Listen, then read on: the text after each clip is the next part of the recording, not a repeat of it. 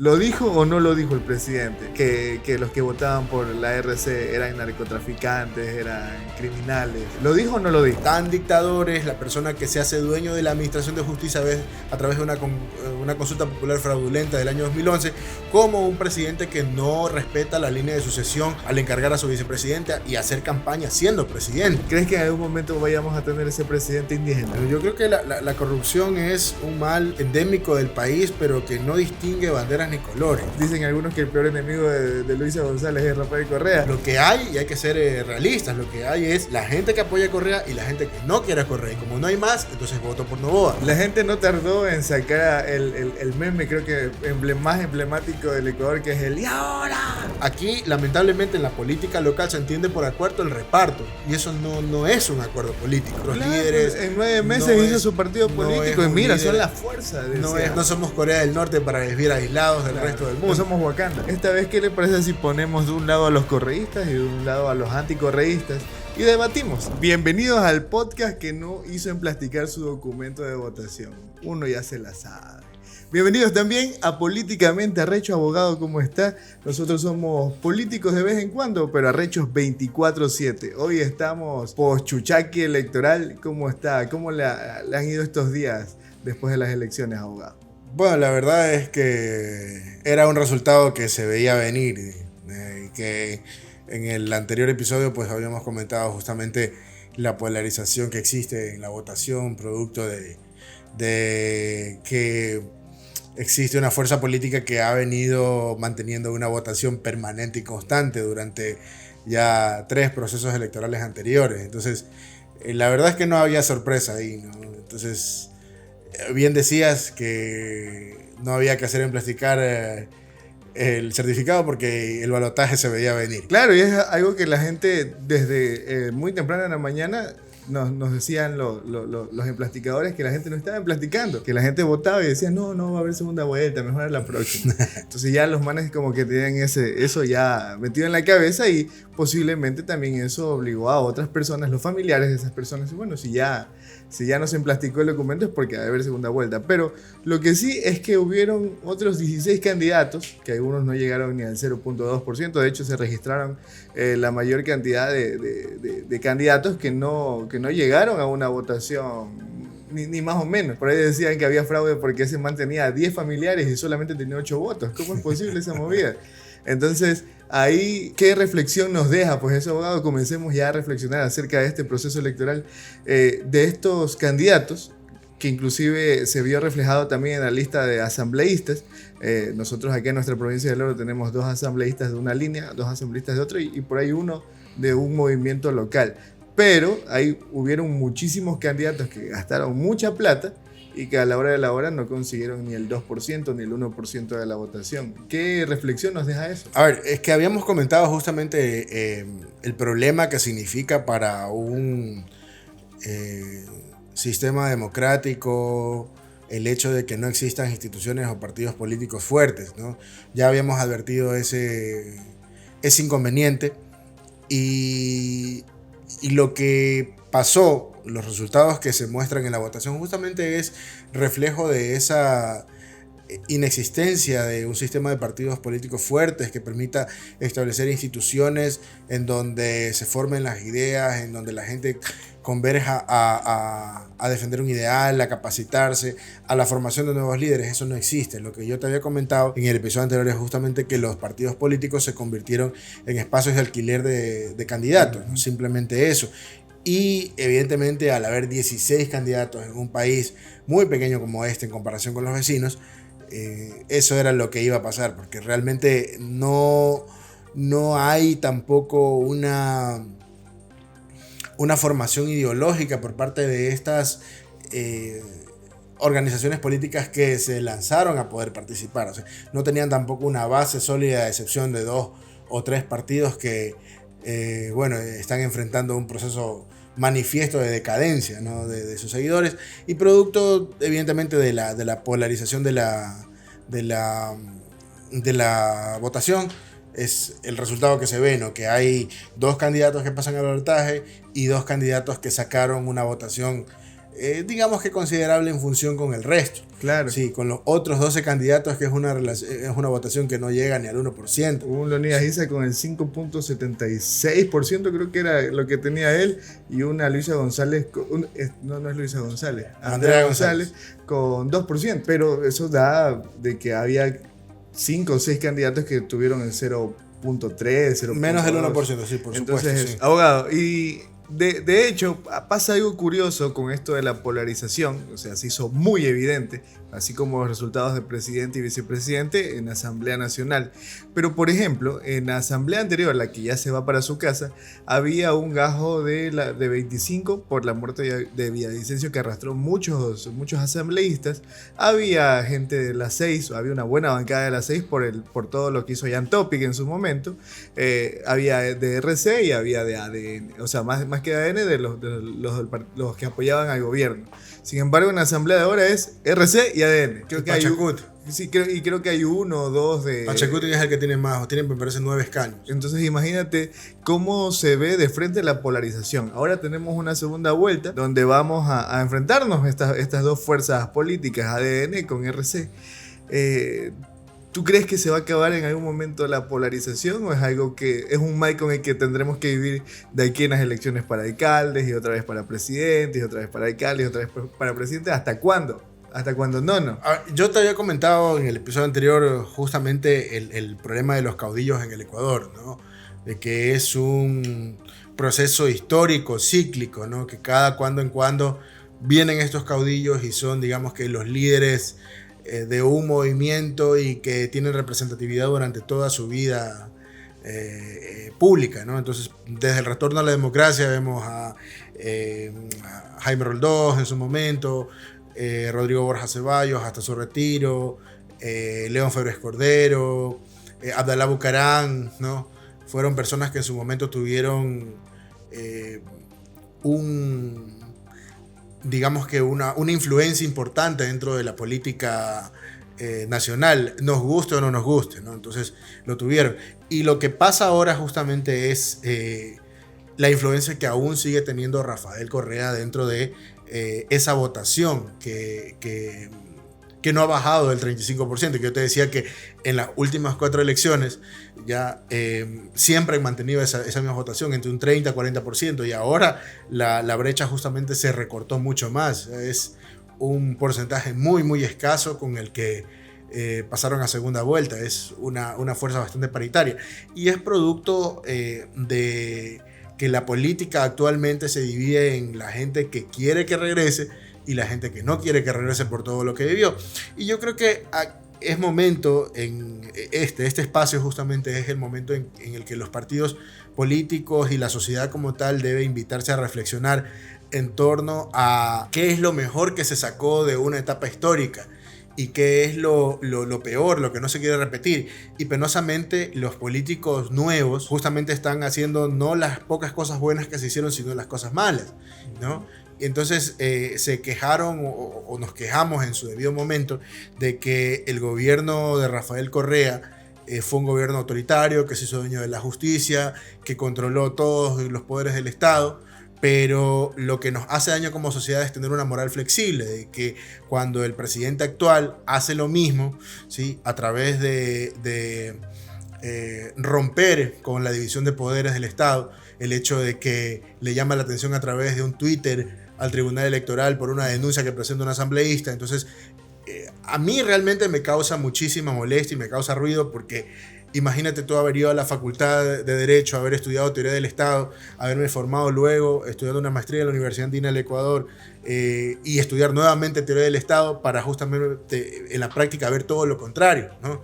Que un presidente que se entiende que debe ser democrático se hace dueño de los poderes del Estado y ordena a otros poderes del Estado que se entiende que en teoría deben ser independientes. Entonces, esa moralidad flexible que hay en la sociedad, en los votantes, por ejemplo, de nuevo, hace daño.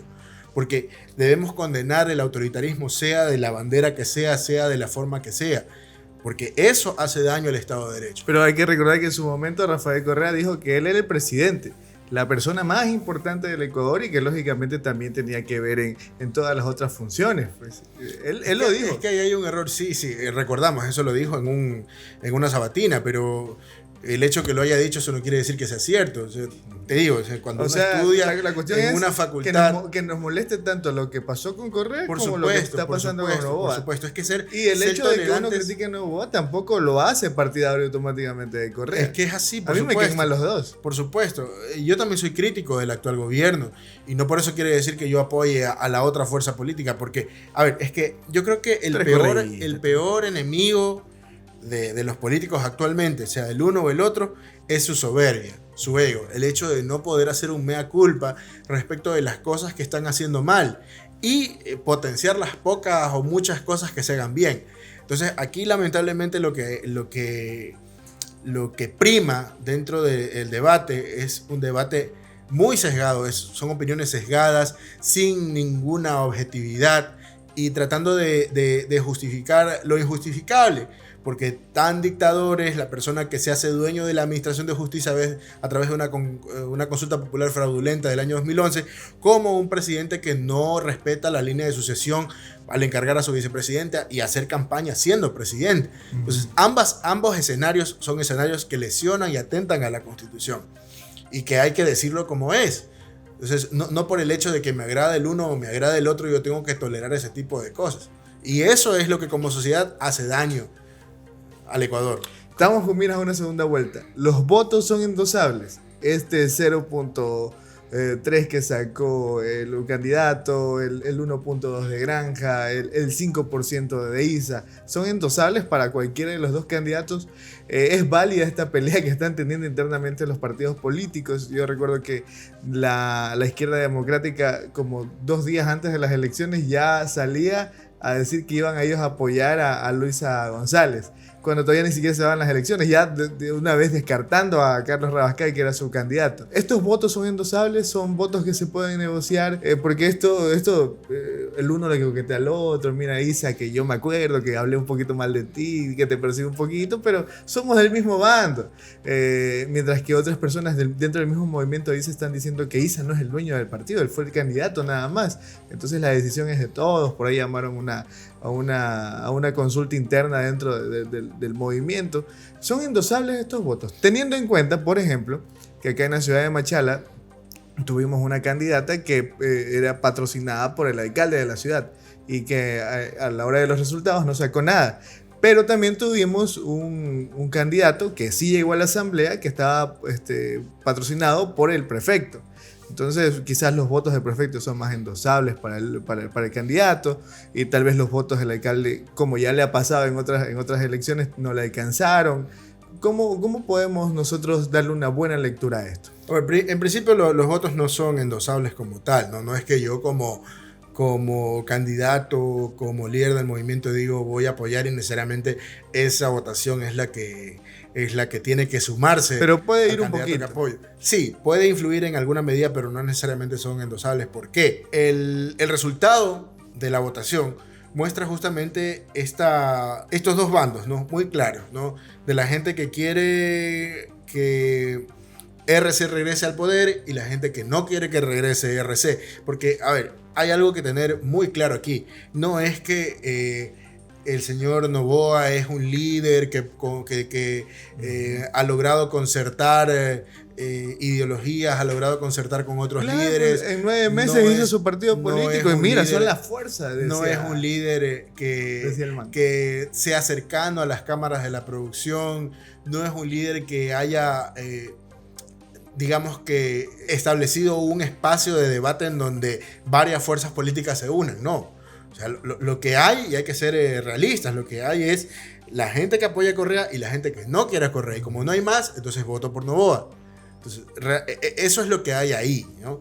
Entonces, hablando del caso del movimiento indígena, ¿no? Me parece que, por ejemplo, Isa es bastante coherente con las bases del movimiento como tal, ¿no? Él dice, nosotros vamos a sentarnos a conversar, tenemos varias opciones, pero ni ninguna de ellas es Noboa. Porque evidentemente no es compatible con la parte ideológica y política del movimiento indígena. Noboa propone un gobierno extractivista, de apertura, de reformas laborales en torno al tema de la contratación por horas, por ejemplo, y es algo que no está dentro de la agenda del movimiento indígena. Por ejemplo, un fuerte del movimiento indígena es la protección al medio ambiente, ¿sí? Y eso no está dentro de las prioridades del gobierno de Noboa. Entonces, me parece que es bastante coherente con el discurso lo que dice Issa. Pero más allá de eso, no me parece que esos votos sean directamente endosables. Evidentemente tiene que haber acuerdos para poder sumar apoyos políticos, pero esos acuerdos tienen que establecerse en función a cuáles son los objetivos y las planificaciones que van a hacerse cuando se llegue al gobierno. O sea, aquí, lamentablemente, en la política local se entiende por acuerdo el reparto, y eso no es un acuerdo político, ¿no? Y eso es un ejemplo de lo que pasó en su debido momento con Moreno. ¿Qué pasó con Moreno? Moreno ganó y llegó por el partido de Rafael Correa. Y cuando llegó al poder, lo que hizo fue darle la espalda a su movimiento y empezar a buscar voluntades de los demás movimientos para poder gobernar, porque si no se caía. Entonces, ¿qué es lo que hizo? No estableció un acuerdo nacional, sino que lo que hizo fue repartir la torta para que todo el mundo lo deje gobernar. Para que esté contento. Y ya vemos qué es lo que pasó posteriormente, ¿no? Hubo el reparto de los hospitales, el tema de los carnets, hubo casos de corrupción muy graves en el ISPOL, que recién están retornando los dineros de esas malas inversiones. Entonces, creo yo que hay una experiencia suficiente en ese sentido para poder entender la magnitud de lo que es un acuerdo político real como tal y de lo que es un reparto. Entonces, lo que no se quiere es justamente que haya eso. Con un Yacu Pérez que en su momento, en sus elecciones, llegó a estar en un muy buen puesto, incluso peleando un segundo lugar para ir a una posible segunda vuelta, con un Issa quedando en tercer puesto en un Ecuador polarizado totalmente. ¿Crees que en algún momento vayamos a tener ese presidente indígena? Yo pienso que eso no es tan lejano, ¿no? ¿O qué futuro tú le ves a Issa? Y digamos que yéndonos por ese lado. ¿Tú crees que Mira, yo queda ahí como líder o más bien tendríamos otra figura más adelante? Yo comparto muchas cosas, principalmente sobre el tema del respeto a los pueblos originarios, de la lucha y la protección del medio ambiente. Son cosas que me parecen importantes. El tema de la soberanía alimentaria son cosas que creo que deben ser prioritarias dentro del debate nacional, y es algo que Issa aporta dentro de su plan de gobierno y de su ideología, ¿no? Entonces, creo yo que es algo importante que los demás partidos deberían también prestar atención, ¿sí? Lo que no comparto, por ejemplo, es ese radicalismo de querer aislarse, ¿no? Porque el mundo no es así, ¿no? Nos guste o no nos guste, vivimos en una sociedad de un capitalismo globalizado y tenemos que adaptarnos o morir. Entonces, básicamente es eso. Yo creo que no hay tampoco que ser cerrado en cuanto a la retórica, porque la realidad no es esa, ¿no? Entonces, nos guste o no nos guste, tenemos que integrarnos dentro del comercio internacional, obviamente haciendo respetar nuestra soberanía, pero también abriendo las puertas a que el comercio pueda fluir, porque básicamente aquí no podemos imprimir billetes y necesitamos de la inversión extranjera para que los dólares ingresen, necesitamos de espacios en los mercados internacionales para que nuestros productos puedan traer dólares al país. Entonces, en esa parte de cerrarse a la economía, de ser muy cerrado, eso no comparto, porque eso no es así, ¿no? No vivimos, no somos Corea del Norte para vivir aislados del resto del mundo. No somos Wakanda. Por supuesto. Entonces, ahí creo que no estoy de acuerdo, ¿no? Pero me parece que es importante lo que tú señalas, porque recordemos que históricamente en este país nosotros hemos luchado hasta no hace mucho tiempo con un problema grave de regionalismo y de racismo y de clasismo en este país.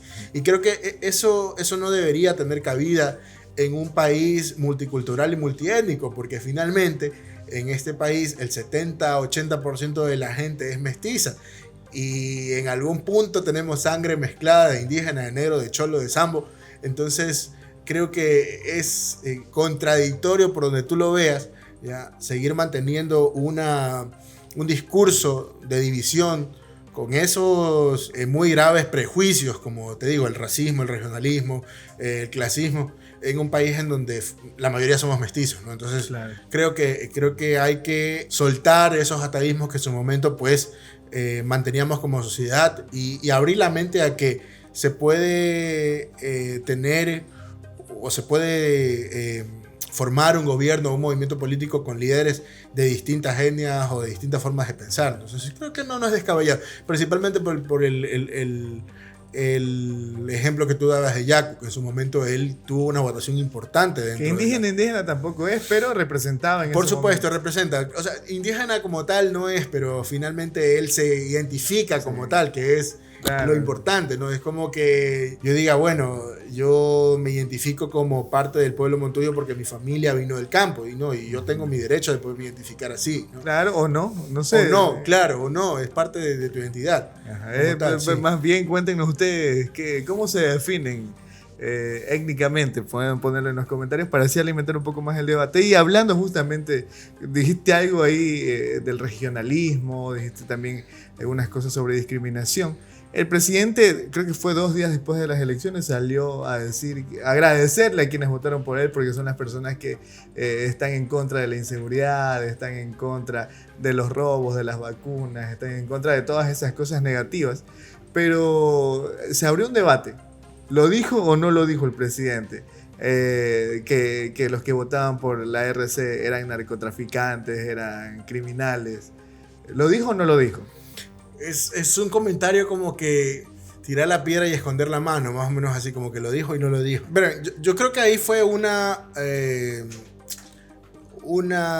declaración bastante desacertada, ¿no? Porque lo que indicaron pues, funcionarios cercanos al presidente y el presidente fue que existieron presiones de grupos narcocriminales para que las personas puedan votar o voten por X candidato, que era la candidata de RC.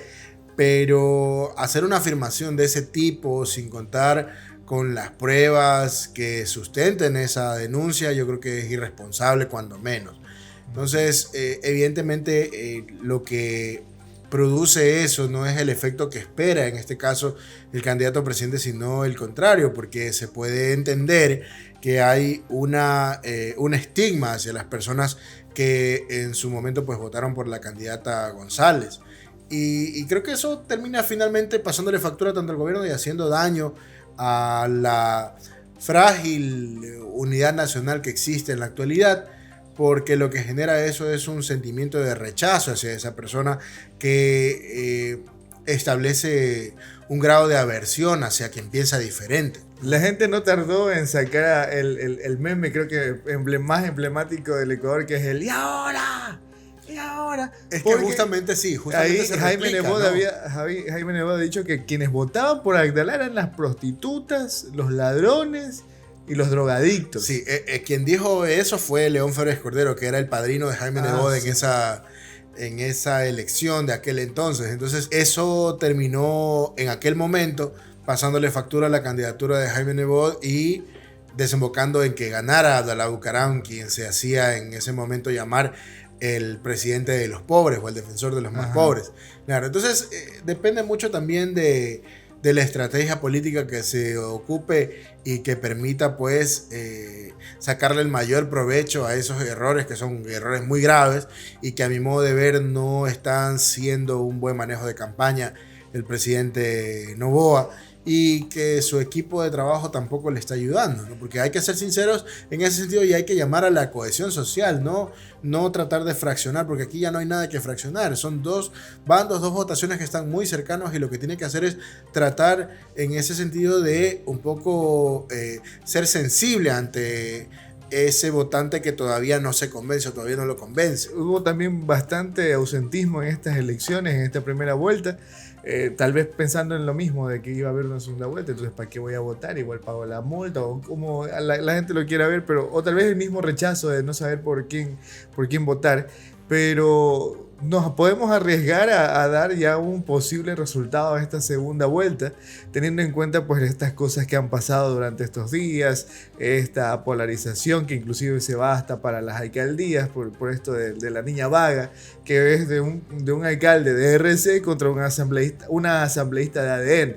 Entonces como que igual van a pasar estas cositas, igual lo que ha hecho Rafael Correa en Twitter de pelearse con Isa. Entonces dicen algunos que el peor enemigo de Luisa González es Rafael Correa. Por supuesto, estoy de acuerdo. Por lo que está pasando, por sus pensamientos tal vez un poco más direccionados a esta izquierda muy radical. Muy radical, exactamente. Entonces, podemos asegurar un triunfo para alguno de los dos? ¿O los dos tienen la misma oportunidad? Teniendo en cuenta también que el presidente parece ser que tiene poder en todas las instituciones. El asunto está bastante parejo, pero a ver, un poco para comentar lo que acabas de decir. Sí, los peores enemigos de los líderes actuales son ellos mismos.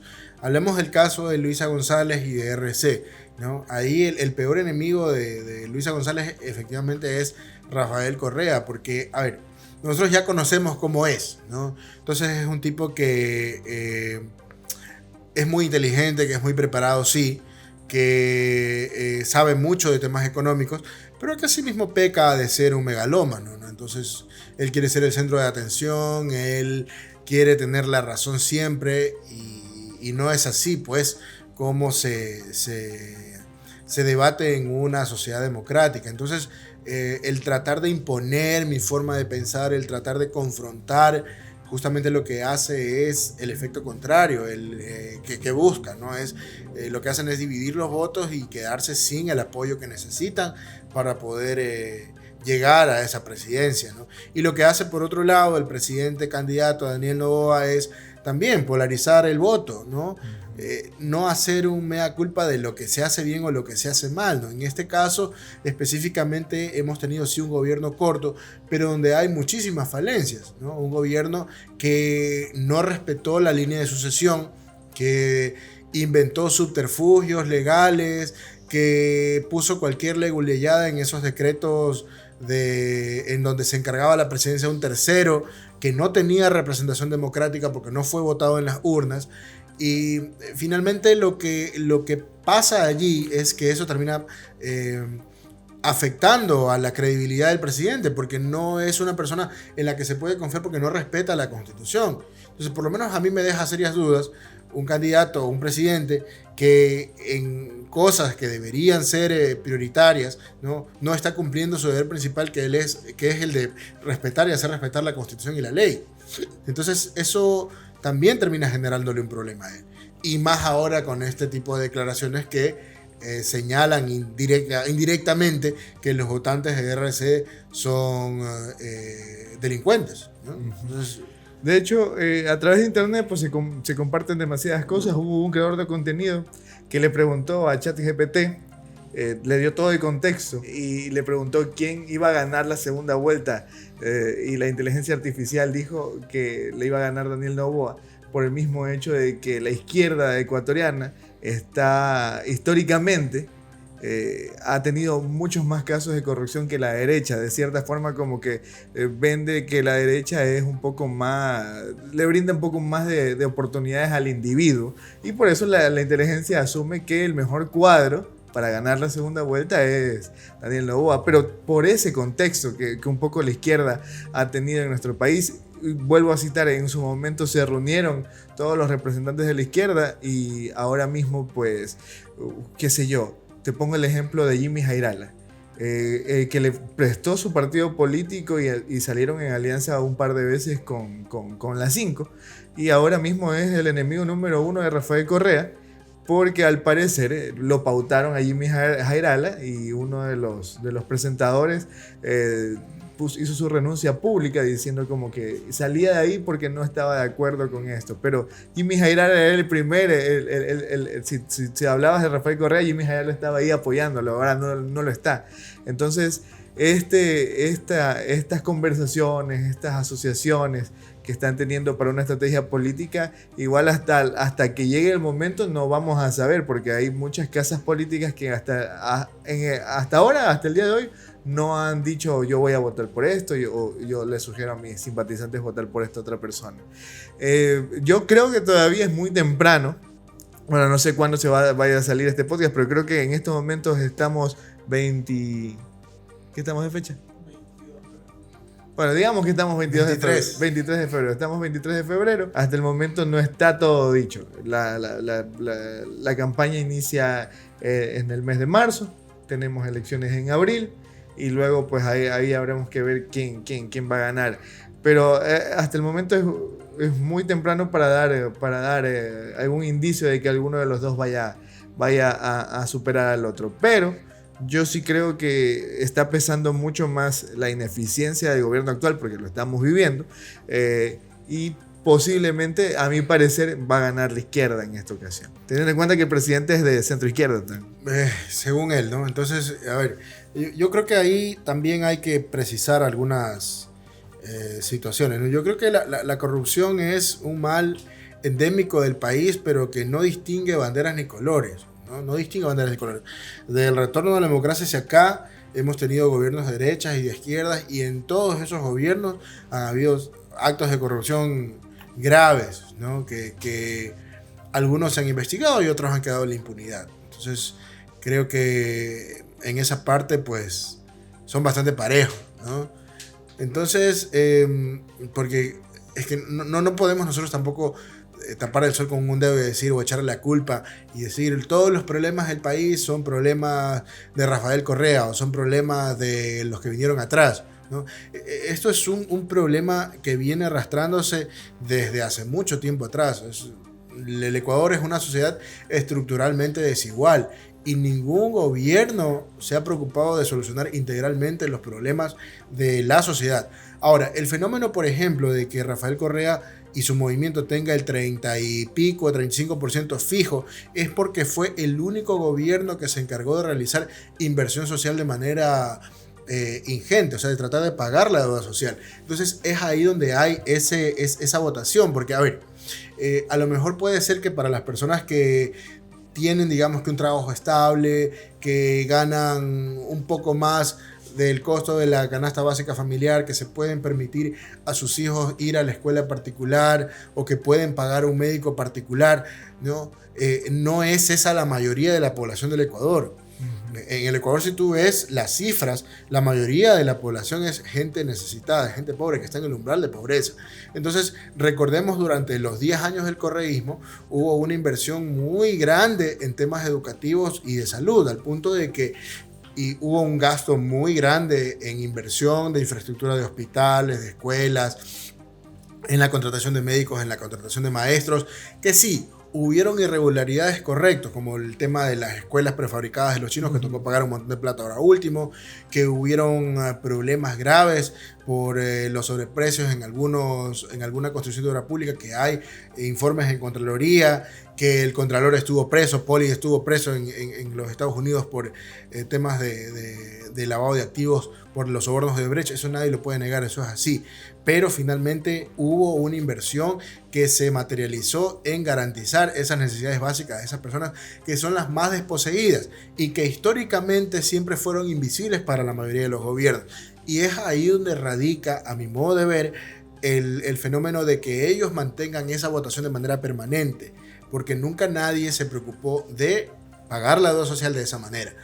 Ahora, eso es haciendo un paréntesis. Evidentemente hubieron, como digo, muchísimos casos de corrupción, que eso no se puede negar tampoco, pero finalmente la única manera de enterrar a ese caudillo era siendo mejor o haciendo un gobierno mejor, y ninguno de los que vino después lo pudo hacer mejor.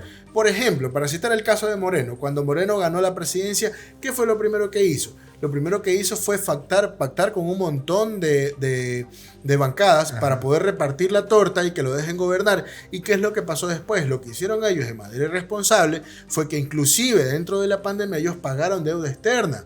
O sea, priorizaron pagar a los acreedores y no atender las necesidades básicas de la sociedad, como salud, educación, seguridad. Y eso progresivamente nos ha terminado pasando factura.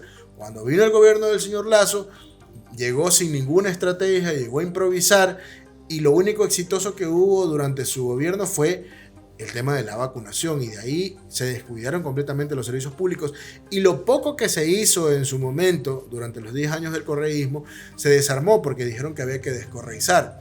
O sea, y esa es una de las cosas que no se logra entender, y que yo siempre pongo el ejemplo de Chile, ¿no? En donde hubo cambios de gobierno de la izquierda a la derecha y de la derecha a la izquierda, en donde los servicios públicos nunca se paralizaron. No es que porque el presidente de la derecha se fue, vino de la izquierda y dijo, no, esto no me gusta, voy a tener que acabar con esta prestación de servicios. No. Lo que se buscó es que exista la continuidad de esos servicios públicos, porque son obligaciones inherentes del Estado, y eso es lo que no No ha pasado. Y lo que no ocurre en este momento, porque seguimos padeciendo con temas de seguridad que no se solucionan, ¿no? Que se subió el IVA al 3% más y que se está gastando de manera, digamos que hasta irresponsable, porque se gasta un montón de dinero y no se ven los resultados que deberían, porque debe haber una coordinación general de todas las instituciones para luchar contra la delincuencia. No sé si tuviste hace como la semana pasada o esta semana, el embajador de Italia en el Ecuador dio una entrevista en la televisión nacional y él decía que en los años 90 Italia justamente vivió lo que está viviendo el Ecuador en cuanto al control de los grupos de organización delictiva y que claro, la parte importante para poder luchar con estos grupos es afectar el bolsillo de estos. ¿Y en dónde es que tiene que atacarse? Sí, hay que capturar a los narcotraficantes, hay que meter presos a las personas que poseen la droga, pero las personas que en su momento son capturadas por ese tipo de delitos no son pues los dueños de la droga. Entonces hay que ir a donde... A la fuente. A la fuente. ¿Cómo atacas a estos grupos? A través de cortándoles el financiamiento, a través de un proceso eficaz de control tributario, a través de procesos de control sobre el lavado de activos. Entonces ahí es donde hay que atacar. Y esa estrategia no hay hasta el día de hoy. Abogado, ya vamos llegando un poquito al final. No sé si de todo lo que pasó durante las elecciones quisieras hablar de algún tema en específico o le agradecemos a nuestro auspiciante Arreshop, la tienda más arrecha del Ecuador. Vaya usted, vea los diseños, lo invito al Instagram, en la descripción le dejo toda la información para que pueda ver y tripear esto que acabamos de hacer. Pero usted tiene alguna cosa que le gustaría acotar. Quisiera agregar que el presidente que venga, ¿no? El gobierno que venga tiene que, y la sociedad en general, tiene que preocuparse y exigir que exista una reforma urgente en el sistema de partidos políticos. No podemos seguir teniendo agrupaciones de alquiler, ¿no? Tienen que fortalecerse los espacios de participación democrática, sí, pero con reglas claras y que permitan que las ideas puedan ser construidas en estos movimientos y que no solamente el momento de las elecciones aparezcan X cantidad de movimientos y tengamos 16 candidatos. Pero ¿cuál sería el paso a paso? ¿Qué es lo primero que hay que hacer para ir eliminando estos partidos políticos de alquiler? Lo primero que debe hacerse es realizarse una buena ley, o sea, una reforma integral o una ley nueva del Código de la Democracia. Tenemos 5 candidatos a la Asamblea en la provincia del Oro. ¿Usted cree que a alguno de ellos le conviene esto? Teniendo en cuenta que fueron los más votados. Sí, realmente, a ver, es que ahí daría para hablar de otro podcast de esos candidatos. ¿Y eso no afectaría a la democracia? Porque finalmente, es que, a ver, no es que se afecta a la democracia porque vamos a tener menos movimientos, menos partidos. Lo que se busca es justamente fortalecer los espacios de debate. Porque lo que tenemos en este momento son... reitero, espacios de alquiler de candidatos. Pero no durante el tiempo no electoral, ¿realizan actividades acaso los movimientos políticos? Claro que ¿realizan escuelas de liderazgo? Pero ¿hay acaso espacios de debate? Ahora, entonces, eso no hay. ¿No sería más fácil plantear hacer una reforma donde se pidan más requisitos que simplemente ser ecuatoriano y de más de 35 años? A ver, para el tema de la participación, por la naturaleza de la Asamblea Nacional no se puede pedir requisitos de... Pues sí, para ser profesor necesitas un cuarto nivel, porque no le exigimos a los candidatos también. Sí, pero lo que pasa es que la Asamblea Nacional es el primer órgano democrático de una sociedad, porque así nació la Asamblea, como un espacio en donde las personas comunes pueden debatir sobre sus necesidades, pescadores, justamente educadores. Ese es el espacio en donde convergen estas personas. Ahora, no digo que una persona que no tenga un título, no digo que una persona que no tenga un título no pueda ser una persona capaz o representante. Pero creo que es importante. Pero para eso, para lo que tú propones, por ejemplo, lo que debería hacerse es establecer una cámara o un parlamento bicameral para que, por ejemplo, exista un espacio en donde implicaría más plata, pues. Por supuesto, implicaría muchos más recursos, pero yo creo que, a ver, lo más importante aquí es empezar a identificar también como sociedad los perfiles, porque es que no podemos nosotros seguir permitiéndonos el hecho de que aparezcan un montón de ilustres desconocidos justamente en el momento de la campaña. Acá en nuestra provincia, yo no sé cómo estará este partido a nivel nacional, yo creo que sí tienen un poco más aceptación en la sierra, pero Unidad Popular siempre pone candidatos a concejales, candidatos a alcaldes, a prefectos, se meten en las asambleas, pero no llegan a nada. Pero puede que uno de esos tenga un buen perfil. Pero está en un partido que simplemente acá en la ciudad no tiene ningún apoyo. Pachacutic, lo mismo acá en nuestra provincia. Pero... Tuvimos un asambleísta de Pachacutic, ojo, Ajá. en un periodo legislativo Y que ahora pasado. no lo dejaron participar. No lo dejaron Y es más, a mí me gustaría de una vez comunicarle que vamos a hacer un podcast, lógicamente como el que hicimos en el 3011, pero esta vez, ¿qué le parece si ponemos de un lado a los correístas y de un lado a los anticorreístas? Y debatimos un poco acerca de por qué siguen al líder que siguen, de por qué creen las cosas que creen, y ver esto antes de la segunda vuelta para ver, y después de la segunda vuelta pues hay que seguir haciendo el podcast para ver qué fue lo que pensaron los ecuatorianos al fin de cuentas. Pero despídase usted de su pueblo sufrido y aguantador, abogado, y díganles ahí un corto mensaje. Y no, hermano, te agradezco por el espacio y claro, siempre es importante el enriquecer el debate, el opinar, el conversar de estos temas que son necesarios, principalmente dada las cifras que tú dabas en su momento por el tema del ausentismo. Yo creo que es importante empezar a conversar y hablar sobre estos temas. Y nada, a las órdenes siempre para cuando necesites conversar y poder intercambiar ideas, porque siempre es importante. Muchas gracias, abogado, y sin embargo, es vaga. Nos vemos en el siguiente episodio de Políticamente Arrechos. Nosotros somos políticos cuando toca grabar, pero arrechos toda la vida.